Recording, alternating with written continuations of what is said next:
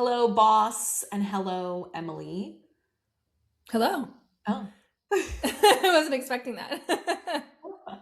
gotta keep you on your toes. Yeah. Hello. Welcome to another episode of Sorta Bossy. And today, well, how are you? Let me I'm check in with you. I'm here. It's Monday. It's Monday. And so here we are. Here we are Yeah. recording We're recording on a together. Monday. Yes. It's great. You know, And it's we March. never really So record on the same day, just in case people are like, oh, what's their recording cycles like? Just who when knows? are we available? Yeah. Who's available when? Yeah. And I prefer to batch things. So it's like, and what I mean by batch, like we don't always batch like multiple episodes, although sometimes we do and sometimes we will. That's preferred. But sometimes I also just mean like batching my calls like back to back to back. So like Hmm. I have a couple calls, you have a couple calls. We're going to Yeah. be in talk mode, so we might as well yap on the Yeah. podcast as well. Let's do it. Okay. So today we're going to be talking about how it's not your job as a leader to make everyone happy. And I think that when you first become a leader, that's what you want. Or that's what you like try to do because you think that that's maybe a metric of doing your job well. You're like, I just want to make sure people like me and that I'm keeping them happy in their roles.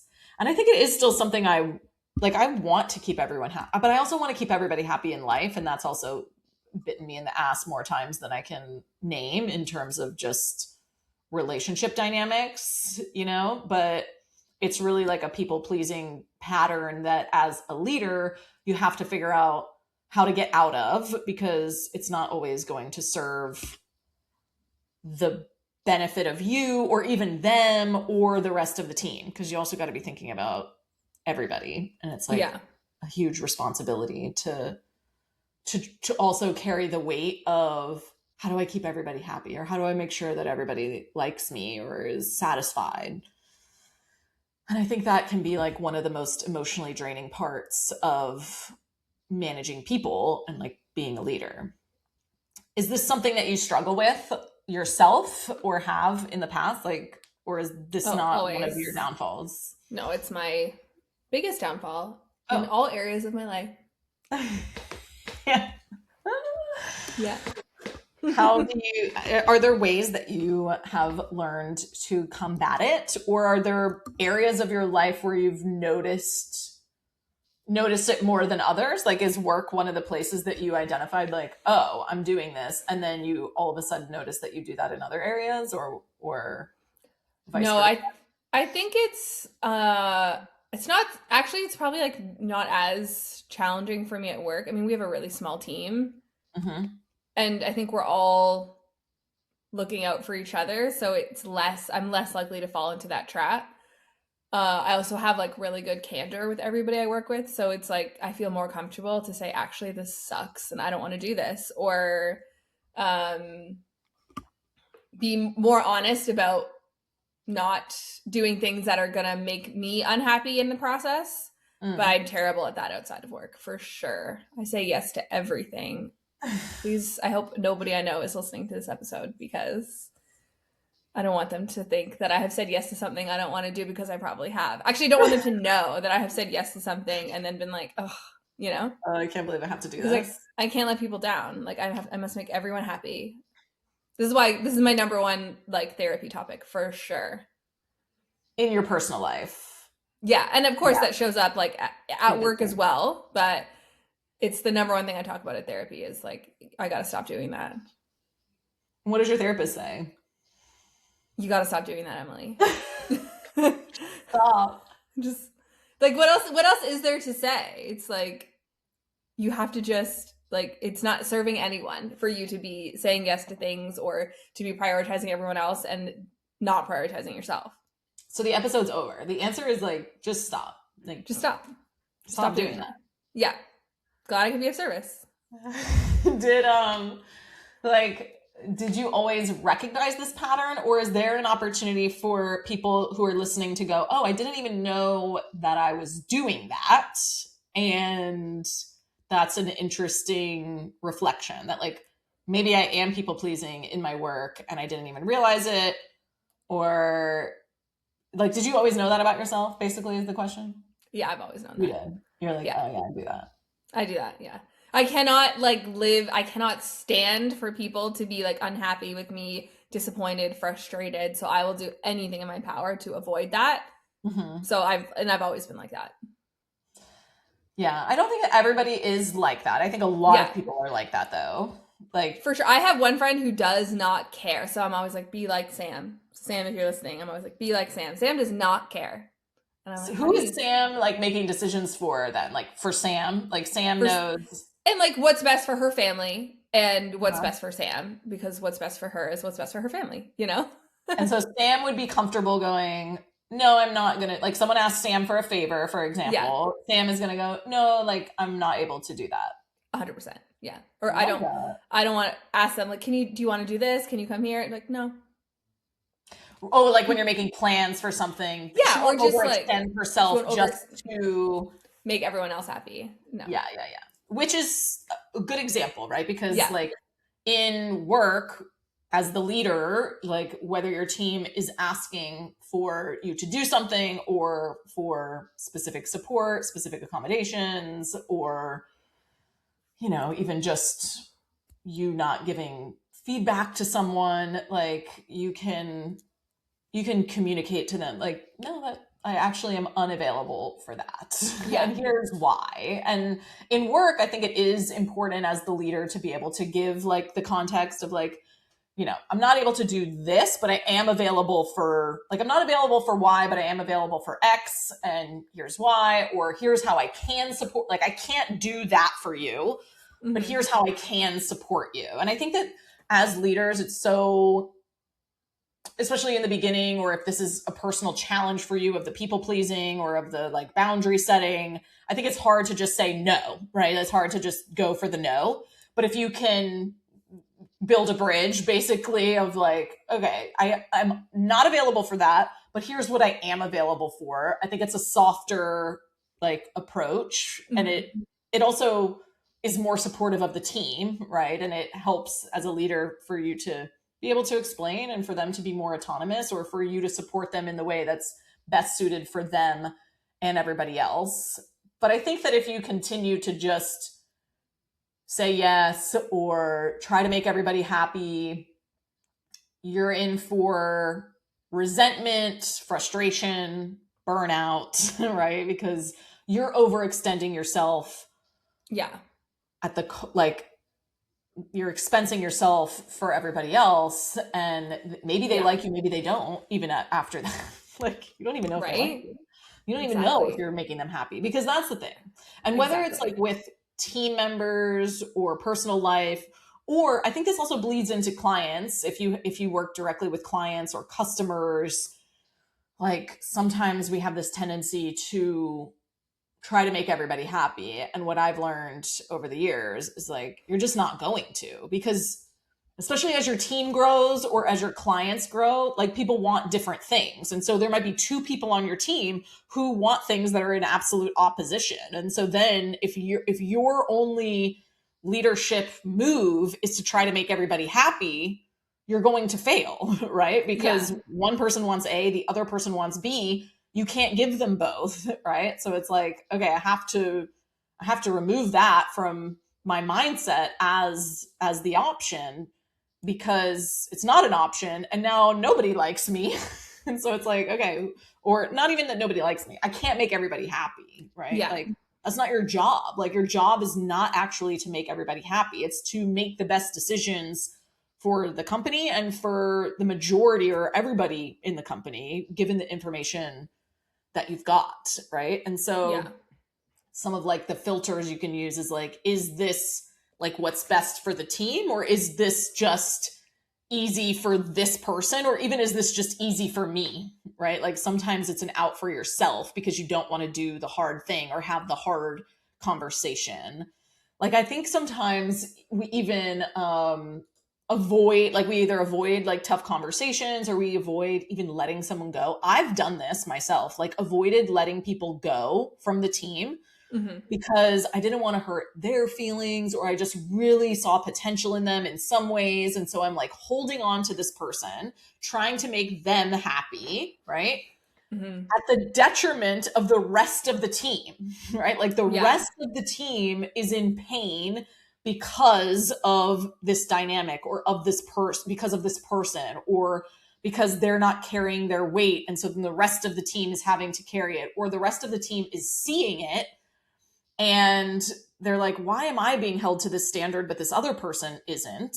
Right. And so I'm trying to make this one person happy at the cost of disappointing the rest of the team. And they're seeing the whole thing. And I think that as leaders, we do that so often, and we're not recognizing like the dysfunction that actually causes, right? Like, oh shoot, like I'm sacrificing all of this to try to make this one person happy, or try to not hurt this person's feelings, or whatever the situation is, right? And it's like, whoops, you have to really be aware, like, is this good for the team?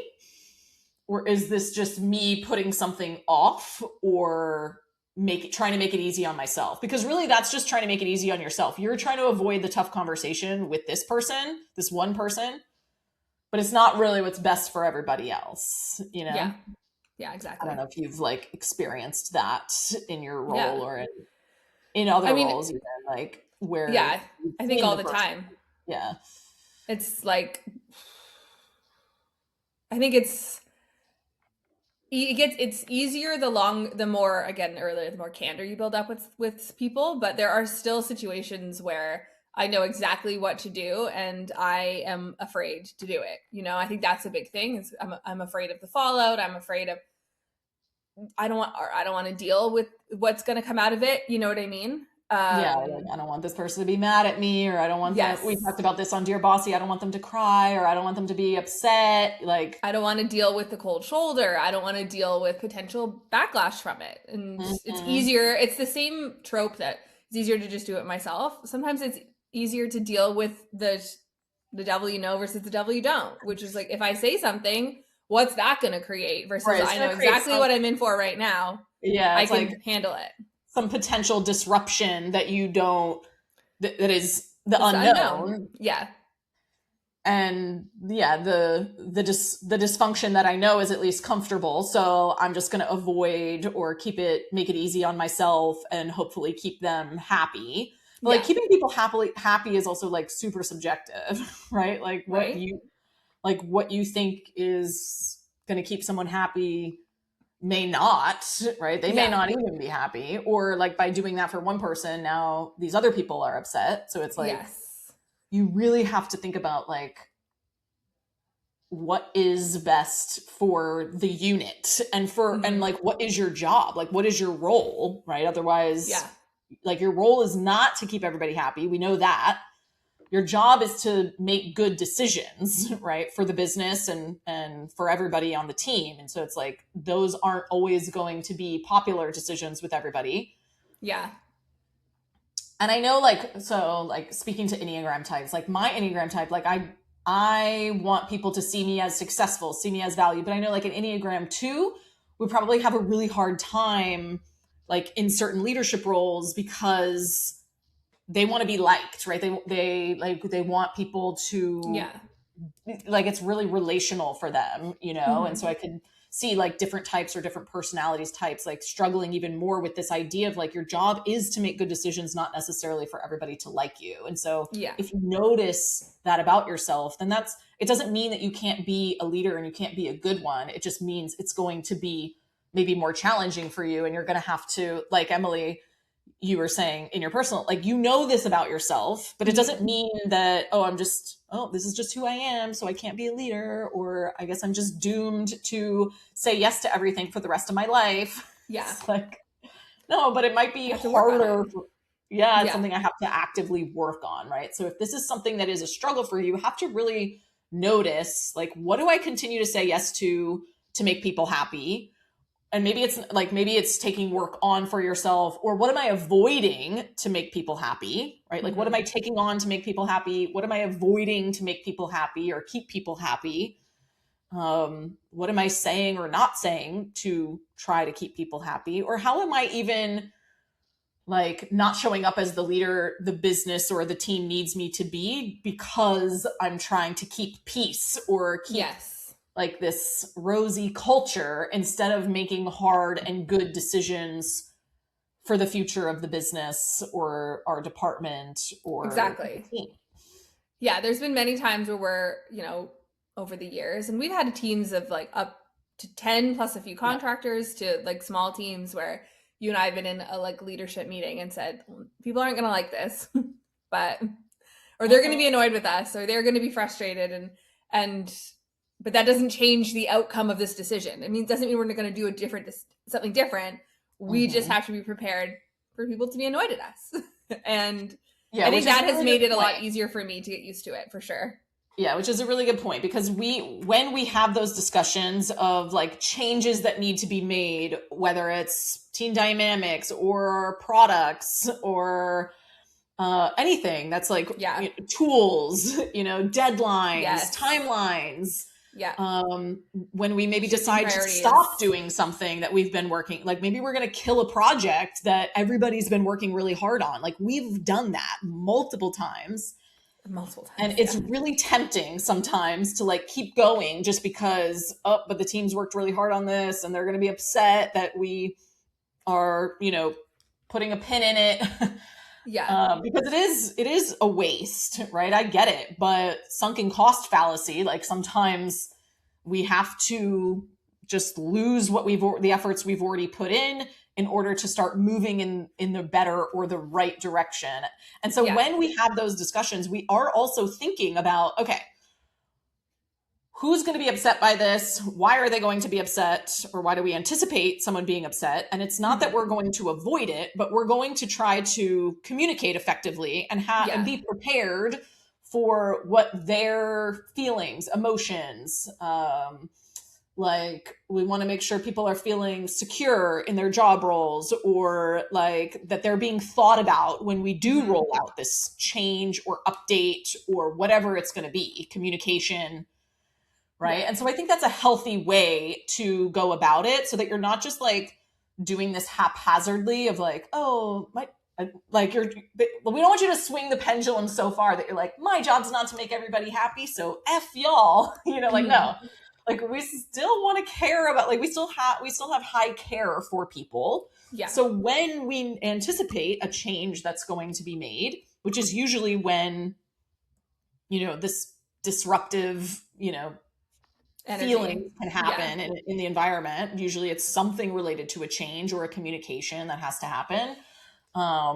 We can still discuss in advance, like, what do we anticipate their needs being through this change so that we can effectively support them. And I think that that's a healthy way to think about it so that you're not like people pleasing and just doing everything so that to keep people happy, but you're also not, going to the opposite end of the spectrum where you're not showing any care for the adjustments that are going to need to be made, because it is usually some sort of adjustment or change, or even if it's not at a team level, it might be at an individual level. If you're giving someone feedback, right, like about their performance or something like that, think about how they might respond so that you are operating in this high care, high standards model.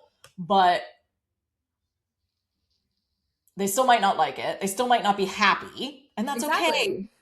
There's been many times where we've had to make a change and people, I'm like, you can't, that's not good. They're never going to be happy with it. Even if they understand, I understand, but like no one's going to be happy with 3 months of work being wasted, Mm-hmm. And or no that's, one, you can communicate that, right? yeah, Like here's how you can communicate. I understand that this is frustrating. And that's usually what I lead with, like when I make, because I'm well known for like, we got to switch directions. And that's true for a lot of leaders, a lot of entrepreneurs. We have a lot of ideas. And I want you to be mindful about that. Like, don't be like constantly switching directions without intentionality here, right? But when you thoroughly think about something and decide as the leader that like, okay, we really do have to make a change. Like it doesn't make sense for us to continue to go forward in this direction, but I can back it up when I have to explain it. But then you can communicate, I understand this is frustrating. I have thought through that, right? Like, believe me, like, I've thought through that. I understand that. And this is still what we need to do. And here's why. Like, you can give Mm-hmm. context so that people, I think a lot of times people also aren't happy and get frustrated when they don't have the context, right? And as leaders, Yeah. sometimes we leave out half of the why we're doing something and they just Yeah. can't understand it. And it just feels almost personal of like, whether it's a communication specifically about their performance or if it's a redirect on a project or a system change or a team change that's happening, like giving more context, I think, is always helpful. And if people Yeah. understand why we're doing something, it's much easier for them to get on board quicker than if they don't understand why we even made that switch or adjustment or whatever it might be. So I always try Yeah. to like, hey, I understand the frustration. Here's why we're doing this. Here's what we need to do. I find that a lot of people who maybe are listening to this and are like, they can't relate. I find a lot of people seem to have the my way or the highway mentality, but are also frustrated that their team like is not autonomous or can't make decisions. And I'm like, but you've taught them that it's your way or the highway. They don't even know what road they're on. And how are they Mm-hmm. supposed to understand, make any sort of informed decision or Right. produce any sort of high quality of work without understanding the big picture of how things kind of fit together? And I think that disconnect is apparent for a lot of leaders. They just want, I've made a decision, I just want you to do it. Okay, but like we don't understand where we're going next, what led to this decision, what's the context, like. And so then it creates all of these individual like siloed decisions that create these siloed outcomes that aren't related, and then you end up with a bunch of like nothing in terms of quality of work or quality of outcomes. Or maybe this thing worked but it didn't build on to the next project because you didn't fully explain the landscape. You just said just do this. Like, Right. okay, fine, here's your Canva folder of this particular like project, great. Right. And then the Now I next can't one move is like, anything else forward, but now we're going to do this. It's like, oh well, had I known that, then it would have influenced XYZ. how I did and the then first and then thing.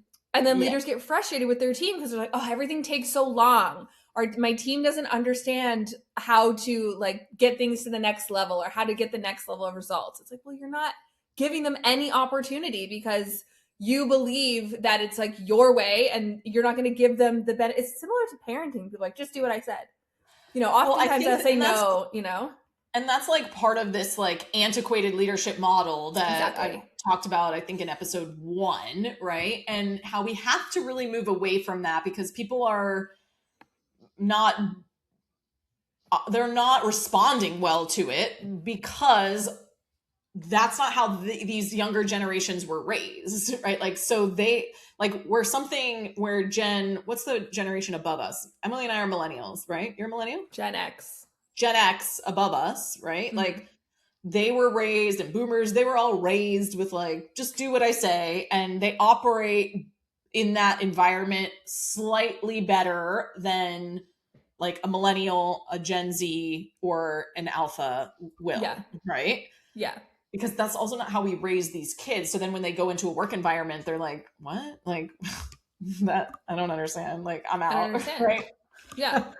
So you have to understand the dynamics of who you're actually leading as well. And that those antiquated models of like, just do what I say, like those don't work for this younger generation. And they will mentally check out.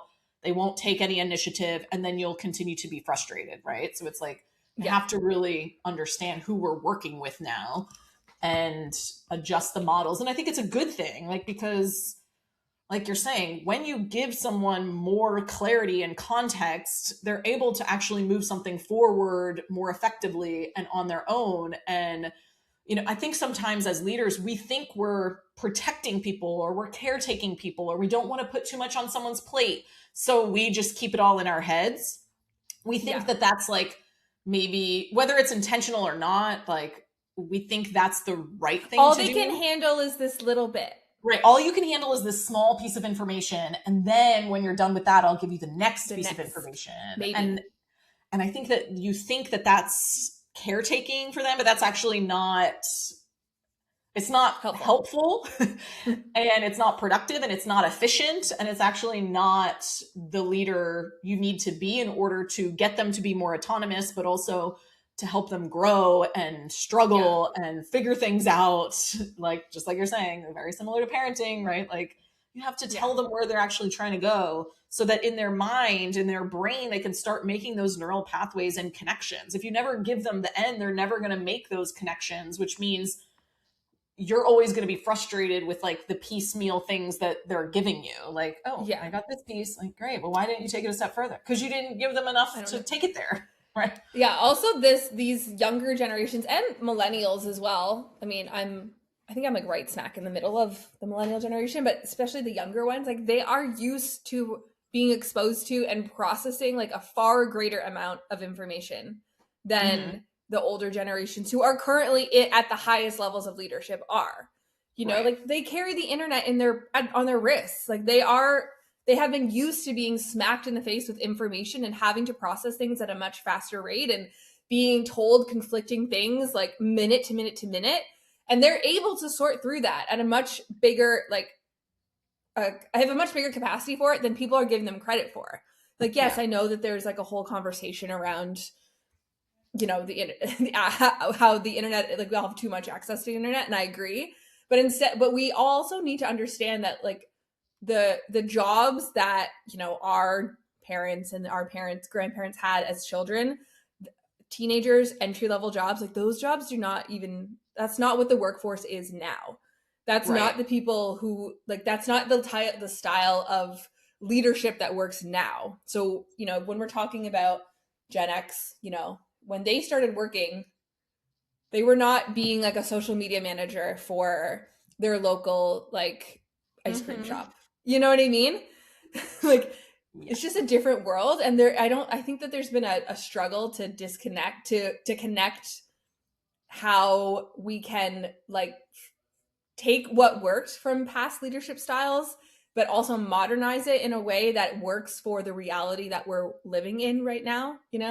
Right. Because you can like sit in denial and think that the world hasn't changed or that the people you're leading haven't adapted over the last 30, 40 years, but they Yeah. have, right? So has the world. And so you can continue to lead the same way that you were led and Mm-hmm. expect a different result than you're currently getting, but you're not going to get it. So you'll probably just remain in frustration and do the thing that all the generations before us have done, which is blame the younger generation. Yeah. Oh, they're too this. Like, I saw an article. I want to discuss it on an upcoming episode. Maybe that'll be the next episode that we record about like Gen Z getting fired at an alarming rate in the workforce. And Mm-hmm. I want to flip that on its head because it's talking about how like they're not taking initiative and they're not doing this and they're not doing that. And I'm like, but I don't think it's a Gen Z problem. I actually think it's a leadership problem. I think it's a problem with we're trying to lead them the same way that we've led people for the past 40, 50 yeyears. And Mm-hmm. it doesn't work because that's not how these people were raised, right? They have It's not different the world they live in. it's not the world they live in. Like I have anyways, I don't know how to explain this person in my life, but they're in college and they were telling me about like their exams. Like he's taking exams, whatever, and he was like, "Oh, I'm allowed, it's like open book. I'm allowed to like use AI and get my Yeah. answers." And I'm like, "Oh, like that would never happen when I was in school, but the world isn't the same as when I was in school, you know?" No. But the teachers are also like, again, education is one of the most antiquated systems in society. And so for these teachers to be adapting already and just going, you know what, like you're going to be able to use AI and Google and all these things in your life. So why would I have you take a test on just straight up memorization, which is what we used to have to do for our tests, cram and scram, Exactly. right? I can't remember a single thing I learned in I don't remember college, a single thing I learned, but but I did have like, really good grades.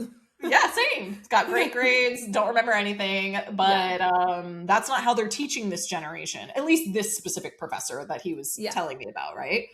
So it's like if we're not even willing to do that as leaders and understand that, like, then we're adapting even slower than the education systems, and like that's it's not good, It's a right? Like red we flag. have to understand who we're working with and that they need different things, and that is going to require us to adapt our leadership style. That is the thing we can control, right? Like I like to like think about my life and circumstances and decisions in terms of like, what can I control and what can't I control? I can't control like, okay, back to the episode topic. I can't control if someone is happy or not, right? I can't control if someone is going to take initiative or not, but I can control how I lead that person, how I communicate with that person, how I make decisions in the business that move us in the right direction. That's my job as the leader, and that's what I can control. And so I think we have to start looking at ourselves as leaders and going, okay, well, what can I adapt that maybe is going to work better in this environment and maybe get something better out of this team or out of these people or out of us as a unit?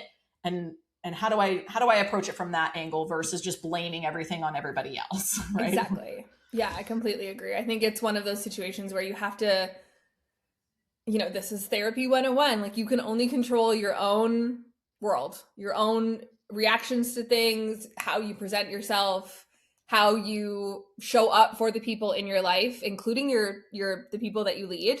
Yeah. And you cannot then control how they respond to you. And so if they're unhappy, if they don't like you momentarily, then they're in complete control. Okay.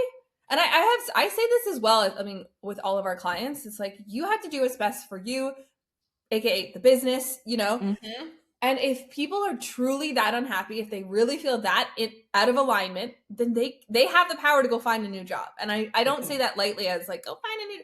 I understand the job market is very challenging. I'm not, but at the end of the day, like, that's what they can control, you know? Yep. Because there is make that their own choices too. There is that piece where it's like, okay, we have this culture of collaboration and many experiences and all that. But at the end of the day, I know you saw it, and I saw it in the notes. It's not a democracy.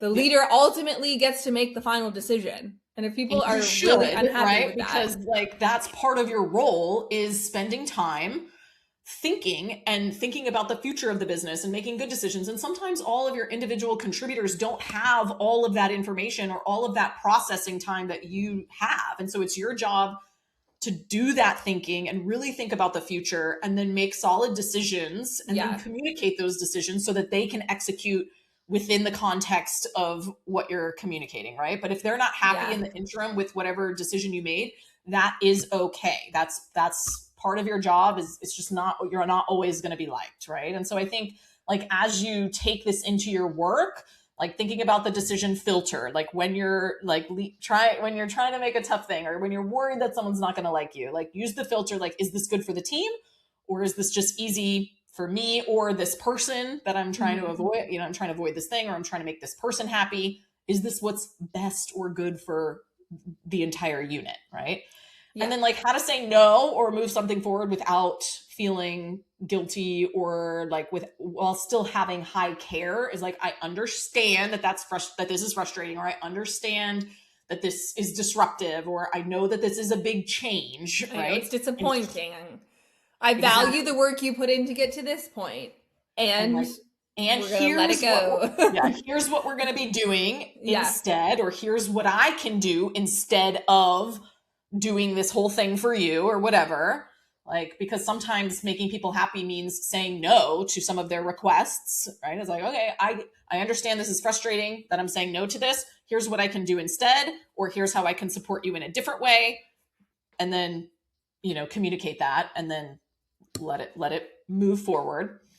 And then just knowing that, like you said, it's not a democracy. And like, my job is to make good decisions for everyone and for the business more specifically, not always going to be the popular ones, right? So you can even write that on a Post-it, put it somewhere so that it's a reminder to yourself. Like, my job is to make good decisions, not popular decisions, right? Yeah. I'm okay. And sometimes this is just like personal work. Like, I'm okay if I'm not liked all the time, right? It has nothing to do with me personally. Like, and sometimes I've even started conversations with like, this is not like personal, this is business, right? Like, because I have to make a business decision right now. This has nothing to do with you as a person or me as a person, or like, this is a really hard decision for me to make, right?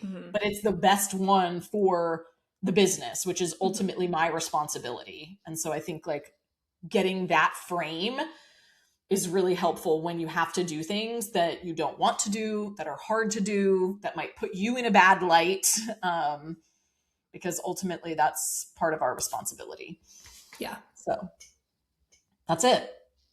Great. Any final words? No, but like I'm gonna go listen to this one back. All right, friends. Stay bossy and go give us a subscribe, a review. Reviews are super helpful. We've been tracking on the top charts, and that's because of the reviews. So if you would go, rate and review, say something helpful for someone else who might be looking at this podcast, and then if you know even one person that you could share it with, that really means a lot to us. And Yeah. oh, the other thing I wanted to share is that if you go to sortabossypodcast.com, we have a full website where you can find episodes, but also if you scroll down, you can submit for the next Dear Bossy episode. So if you have a question or a situation that you want our feedback on, it can be anonymous. You can put a nickname in. The form, you don't have to put your email. Everything can be anonymous. But put your situation in there, and then we would love to talk about it on the next Dear Bossy episode. So go to sortabossypodcast.com. Not to be confused with Sword of Bossy. Sword of Bossy. That's what the AI calls it. Sword of Bossy, which might make an appearance. Yeah. Maybe we'll have a Sword of Bossy of the week. All right. Okay, we'll see you next one. Bye, friends. Bye.